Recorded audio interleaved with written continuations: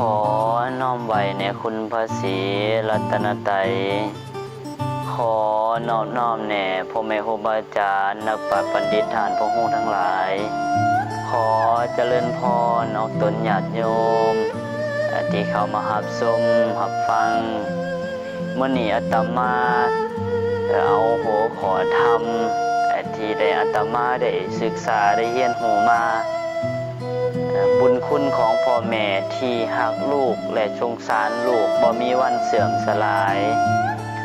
มีอยู่10อย่างออกตนญาติโยมที่ยังบ่ฮู้ก็ควรฟังว่ามีหยังแหน่ข้อที่1บุญคุณที่หักทนุถนอมปกป้องลูกอยู่ในท้อง2บุญคุณที่ได้รับความเจ็บปวดในขณะที่เกิดลูก3บุญคุณที่ยอมถูกทรมานเพื่อลูก4บุญคุณที่เลี้ยงลูกส่องหาแต่อาหารดีๆที่มีประโยชน์เพื่อให้ลูกได้กิน5บุญคุณที่กอมลูกน้อยให้รับสบายและนอนที่อบอุ่น6บุญคุณที่เลี้ยงลูกด้วยน้ำนมที่ออกจากนมแม่จนกว่าจะเติบใหญ่ตัวขึ้นพอสมควร7บุญคุณที่ซักผ้าอ้อมหรือว่าผ้าที่บ้องขางลูกน้อยที่เกิดใหม่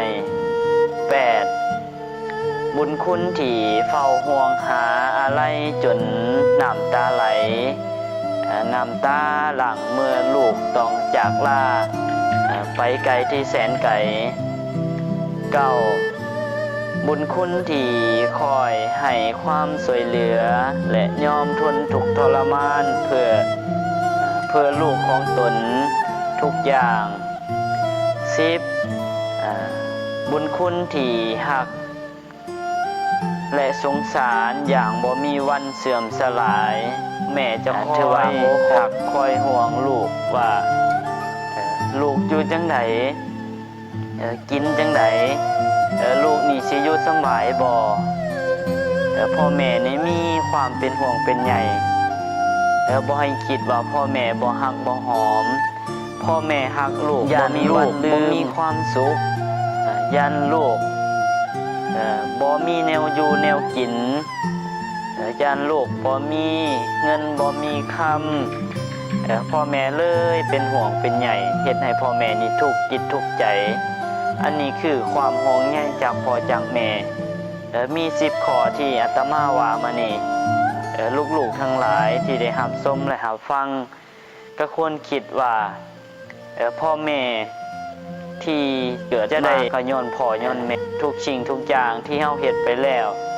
สิ่งใดผิดพลาดแล้วเฮาก็มาขอโทษขออภัยนำกับพ่อกับแม่เฮาเว้าสิ่งไปสิ่งบ่ดี